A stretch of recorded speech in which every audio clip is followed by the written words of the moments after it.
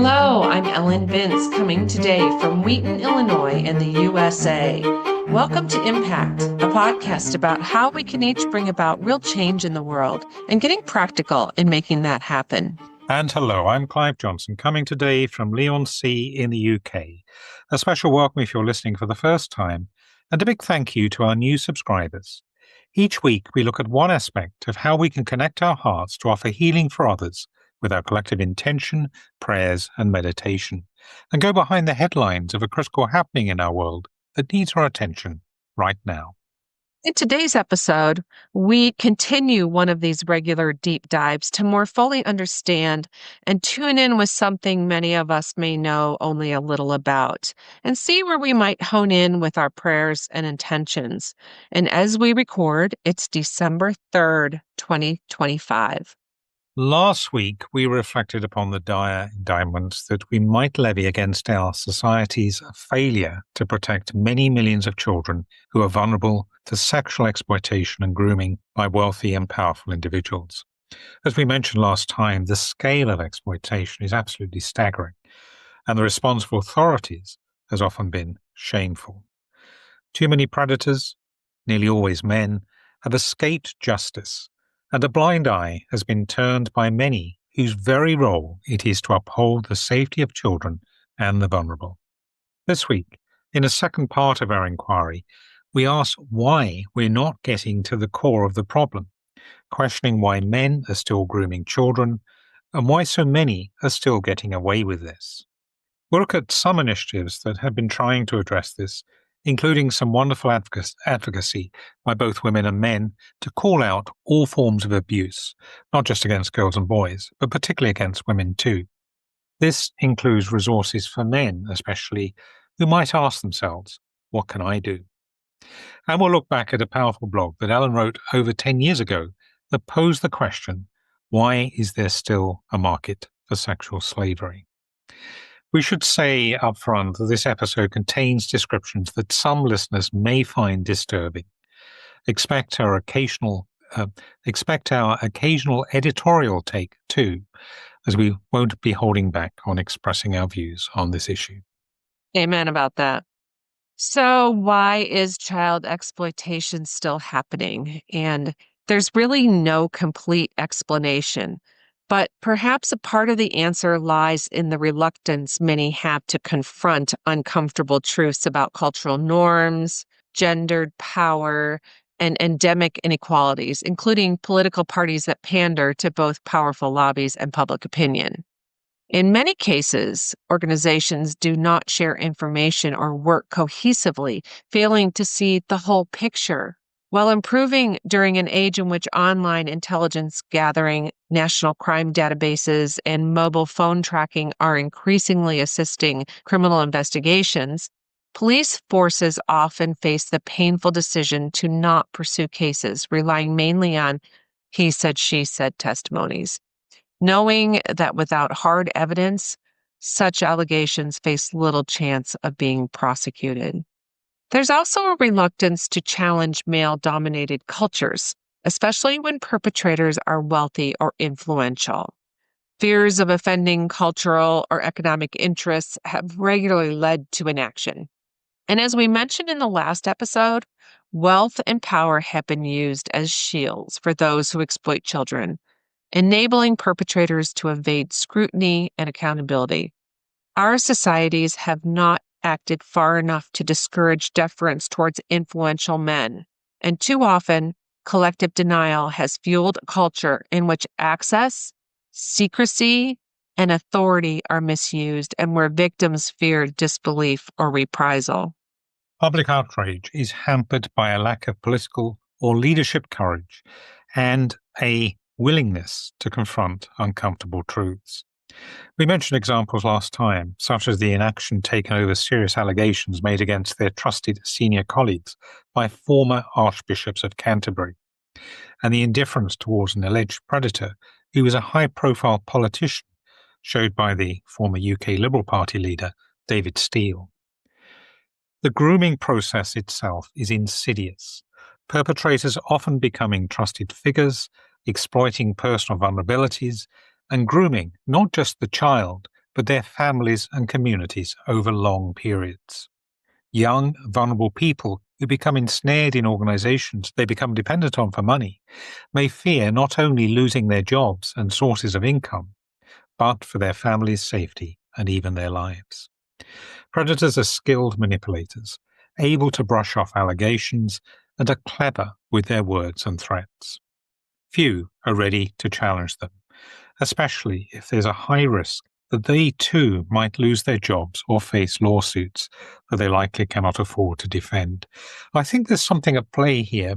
Also, I don't know if I'm alone in having this sense, but in certain company, with certain people, I know I can feel either I've got authority, I feel confident, I feel articulate, I've got quite a mindful view of my own presence in that situation and asking the questions, as it were.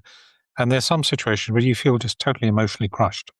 There's a kind of not sure an aura, or charisma, but there's something about the power, the unspoken power of some individuals that just overwhelms. Well, not just power. Sometimes it's just shock or surprise of what they've said, and you don't even know how to respond. And I think I have a friend who's a therapist who always encourages practice. Know what you're going to say. If Yes. it's just a one-liner that you have in your Yep. head that you're going to respond with, like, "Ooh, Yeah. that's not okay."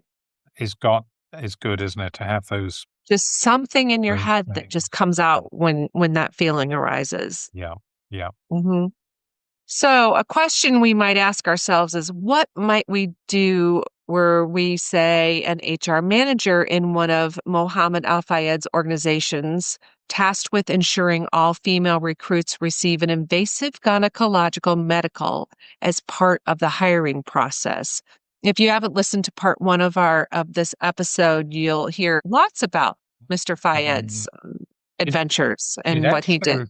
reminded me when I was listening back on the episode last week. I actually have a friend, very, very good friend, who worked for one of his organizations, female friend. She never mentioned this. It was a radio station. He owned all sorts. He owned a football club, for all sorts of the Ritz in Paris, and very extensive network. Yeah, but it just struck me. My goodness, are there even people close to you who've had Of this kind of course. Of experience? course. So, in this instance with Mr. Fayed's organization, would we challenge the very domineering bully, our boss, on this motivation? Perhaps there's something that the famous Stanford studies of the 1960s revealed that might be at play here. These experiments showed that many ordinary people will obey an authority figure even when this means doing clear harm to others. For example, two-thirds of participants in studies conducted by psychologist Stanley Milgram continued administering what they believed were severe or even lethal electric shocks to another person when instructed to do so by an authority in a lab coat, despite hearing protests and apparent pain. Those experiments may have been more interested to learn what caused so many people in Nazi Germany to comply with the demands of an evil regime, but might also tell us something about the troubling common human driver for self-survival that guards against the number of people who are ready to be whistleblowers. Yeah, and I guess also means that all too many are prepared just to join in this, as we mentioned last time, this complicity of silence, turn away, ignore, Mm-hmm. get involved. Denial. Yeah. Yeah, exactly. And we'll get to that more later, right? Definitely. So, what motivates men to continue the exploitation? Men are overwhelmingly the perpetrators of child sexual exploitation. In England and Wales, for example, men account for about 99% of convictions for child sexual abuse. Records of criminal convictions show that women account for roughly 2% of sex offender convictions globally. So, supporting that general trend. Although it has to be said that research indicates the actual rates of female perpetration may be higher. Some say possibly up to 10 or 12%, according to self-reports. There's various reasons why perhaps women aren't as easily convicted or seen as being the perpetrators. As we saw last week, of course, in the Maxwell Epstein case, they may often operate as co-perpetrators, again, challenging the common perception of the so-called nurturing sex, I'm quoting, Mhm. could not commit such acts. Of course, some are also coerced to participate in grooming and trafficking against their will. However, several psychological theories offer possible explanations as to why it's mainly men who are the predators. Firstly, there's the dark triad traits such as narcissism, we've spoken about that before, Machiavellianism, and psychopathy predict a higher likelihood of coercive sexual behavior, especially in men. These traits are linked to manipulative, controlling, and exploitative behavior. Secondly, motivations may extend beyond sexual gratification to include feelings of power, control, revenge, or belonging to a peer group that normalizes abuse. Group dynamics and cultural narratives about masculinity, dominance, and entitlement play significant roles. And finally, there are the delusional justifications in which perpetrators develop self-serving delusions to rationalize their behavior, such as beliefs in the child's consent or denial of harm. Another area of interest is whether human evolution may be underpinned by drivers that encourage male dominated sexual exploitation. While controversial, evolutionary psychology suggests that men's increased risk taking and desire for sexual variety may be rooted in ancestral reproductive strategies. But important disclaimers are made by the proposers of this theory that emphasize that this must not justify abhorrent behavior. The theory runs that men's greater risk taking and pursuit of sexual novelty may correlate with exploitative behaviors, especially in the absence of healthy social controls. Culture, learned behavior, and systemic power differences may all act as amplifiers for taking risk. Women, by contrast, evolve with strategies aimed at prioritizing long-term stability and nurturing, though manipulation within relationships may occur. However, evolutionary models are incomplete, and whatever clues to the primordial drivers of predatory behavior they may point to, they must always be balanced against the cultural, moral, and legal standards we expect all citizens to follow. There is no excuse for abuse. As I think you made very clear in your blog, which we'll talk about, but also I think we mentioned last week this idea that, well, even if there was an evolutionary reason for this in the past with our ancestors, why does it still hold? Why haven't we Exactly. evolved? Evolve for Yeah, the love of God. Yeah. exactly. So indeed, Ellen did take up this theme of the role of the patriarchy and the total non-excuse for any evolutionary factors in her Sacred Feminist blog post. Why is there a market for sexual slavery? We'll put a link for that in the show notes. Well worth reading. She spoke about the vicious cycle of demand for sexual slavery rooted in patriarchal values and the normalizing of transactional sex for pleasure and power. In her post, Ellen called for ending silences, challenging the stigma and denial that allow demand to flourish. It was very much about supply and demand, wasn't it, really? Mhm. This market, essentially, is Yeah. encouraging this. Reduce the Educate. demand. Yeah, Hmm. exactly.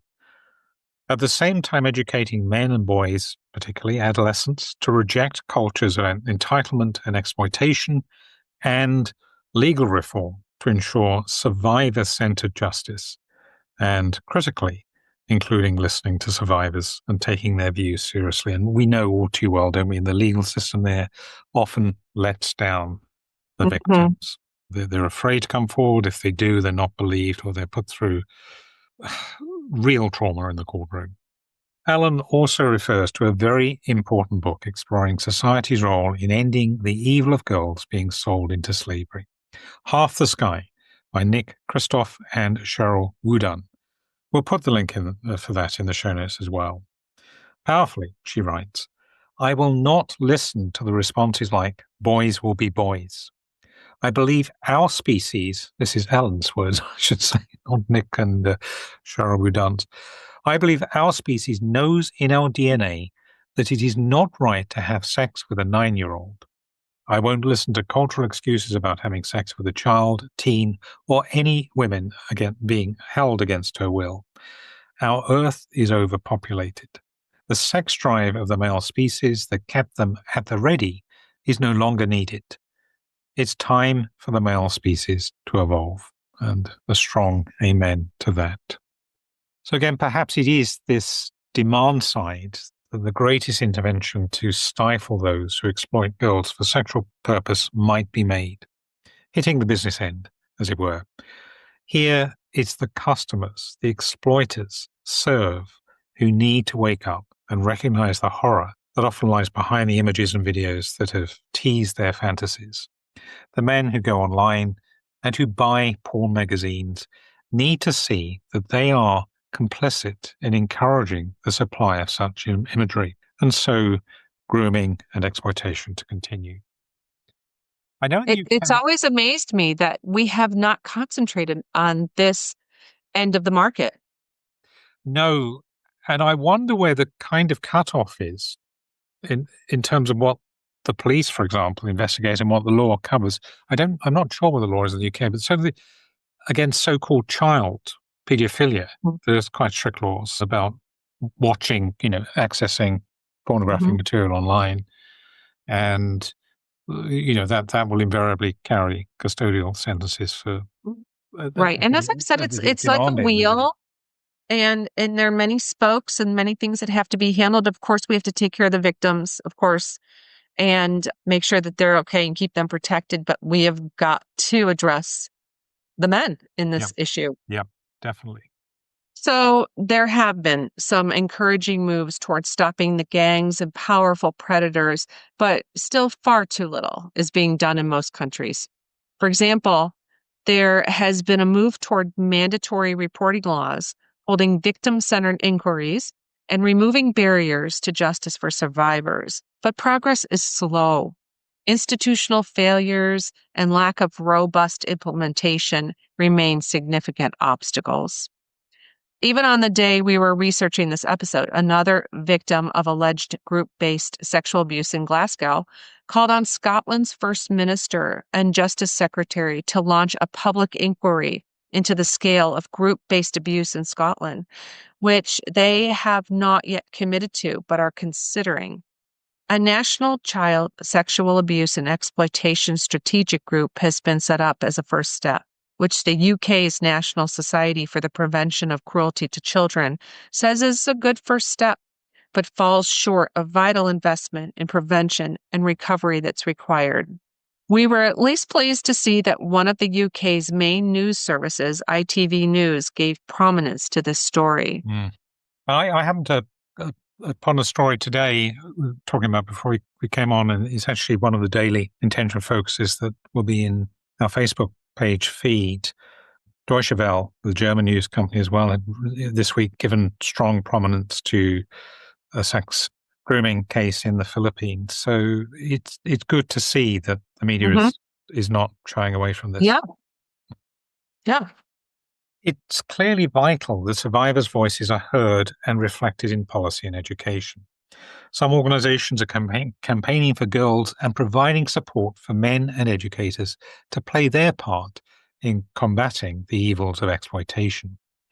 White Ribbon is one such organization which operates in several countries. And that's been very proactive in leading preventative campaigns to engage men and boys in ending violence against women and girls. I think it was begun in Canada, White Ribbon.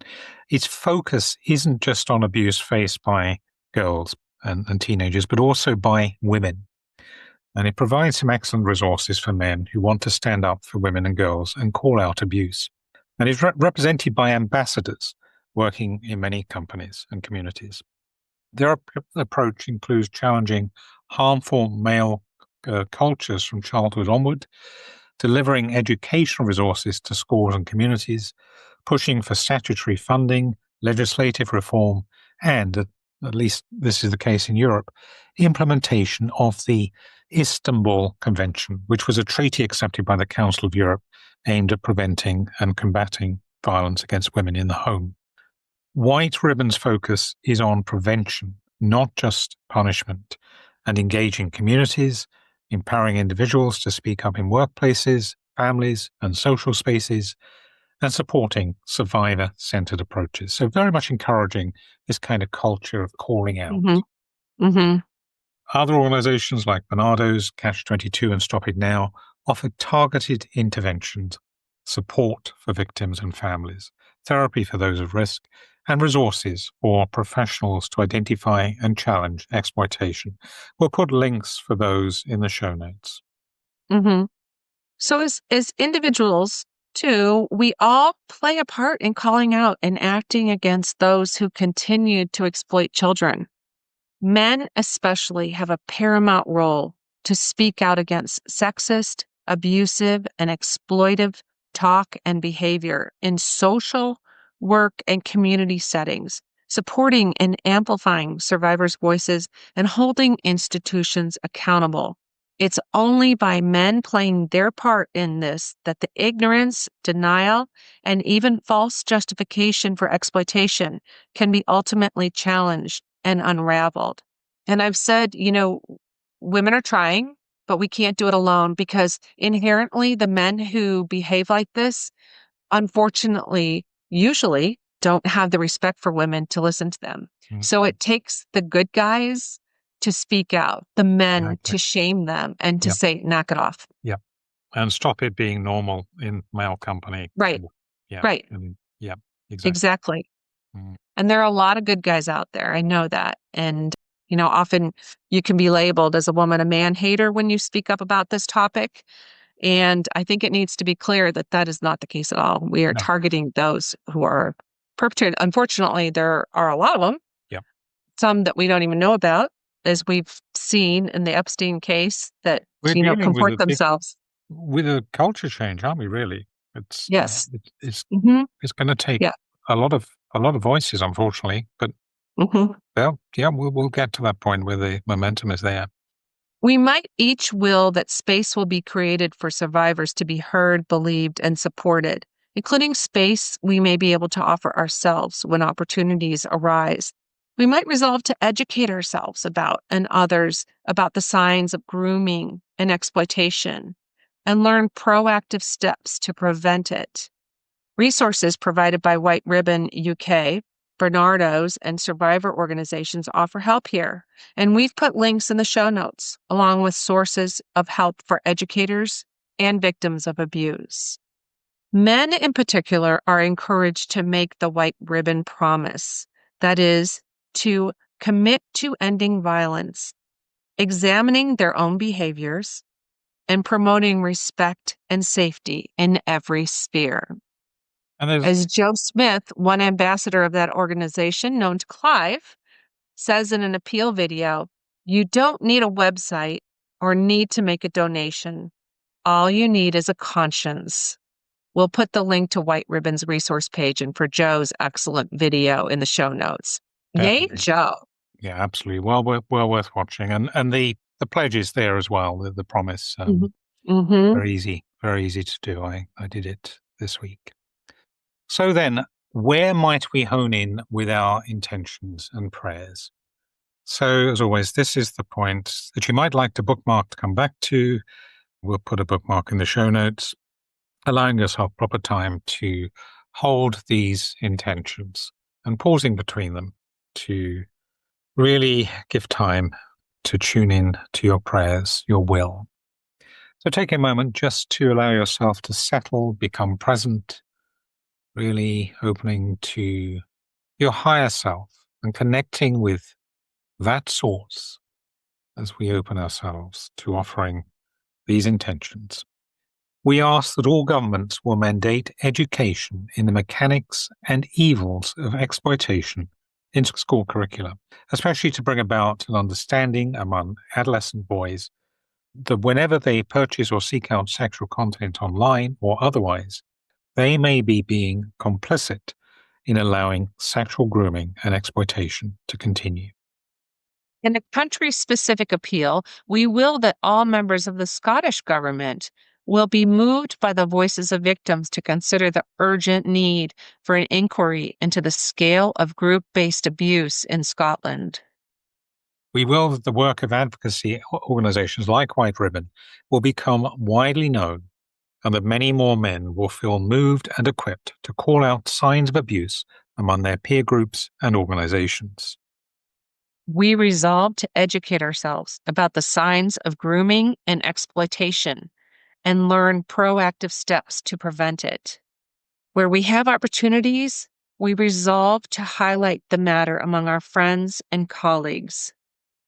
We will that space will be created for survivors to be heard, believed, and supported, including space that we may be able to offer ourselves when opportunities arise. We pray that the influencers in White Ribbon and organizations like them will have wisdom to know how to bring their message to mass public attention in the most effective way. We will that there will be a genuine move among legislators, educators, and policymakers to properly hear sexual crime survivors' voices and ensure that these are reflected in policy making and education. This week, as we reflect upon our society's response to child exploitation and grooming, we suggest holding as our main intention, we will that all men have the courage to educate themselves about and call out the effect of misogynistic and sexually abusive language, attitudes, and behaviours. Please join us in holding this. And before we go, just a reminder to check out the list of help sources included in the show notes. So that about wraps it up for this episode. Remember, you can connect with us in the Facebook group and for live intention holding in Clive's daily Insight Timer offerings, and with me in the Labyrinth Activist Network's Zoom calls. Details of how to hook up with these are in our show notes. Look out too for our next special topic episode, which we'll be releasing in the next few days. Thank you for listening and for sharing with us and holding intentions. We look forward to connecting again next time. And in the meantime, thank you, go well, stay safe. And remember, we're more powerful together. Impact is presented by Ellen Binns and Clive Johnson and produced by Impact Productions. Our theme music is by Chris Collins and our logo artwork is by Auto Classic. Subscribe wherever you get your podcasts and please leave us a review on Apple Podcasts, Spotify, Audible, or your favorite podcast provider.